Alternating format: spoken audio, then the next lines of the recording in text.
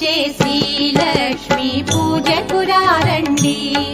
సిరి సంపదలొసగే ధనలక్ష్మికి సేవలు చేయండి.